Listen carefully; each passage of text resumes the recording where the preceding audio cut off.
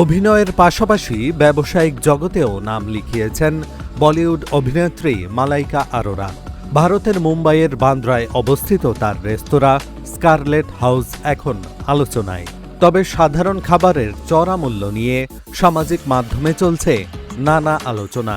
বিশেষ করে মেনুতে এক প্লেট খিচুড়ির দাম নিয়ে তৈরি হয়েছে ব্যাপক আলোচনা, যেখানে এক প্লেট খিচুড়ির দাম ৫৫০ রুপি, যা বাংলাদেশি মুদ্রায় ৮০০ টাকা।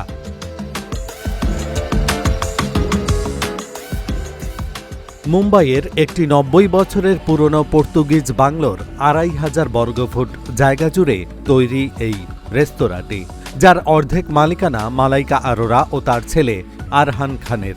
স্বাস্থ্য সচেতন হিসেবে পরিচিত মালাইকার এই রেস্তোরাঁর মেনুও সাজানো হয়েছে পুষ্টিকর খাবারের সমন্বয়ে।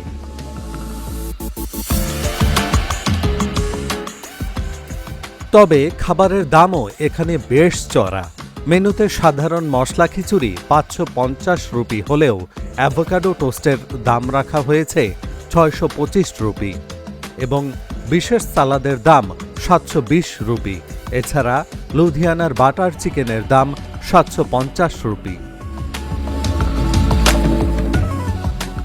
খাবার ছাড়াও পানীয়ের দামও সাধারণ গ্রাহকদের বিস্মিত করেছে।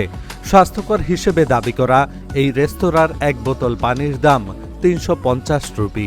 চুল ও ত্বকের যত্নে সহায়ক হিসেবে পরিচিত বিট ও বেদানার বিশেষ এক গ্লাস পানীয়ের দাম ৪৫০ রুপি।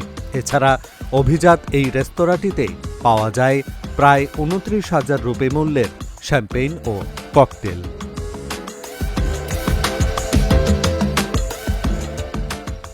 একশো আসন বিশিষ্ট এই রেস্তোরাঁটি আধুনিক ও নান্দনিক অন্দরসজ্জার জন্য বলিউডের তারকাদের কাছে বেশ জনপ্রিয়।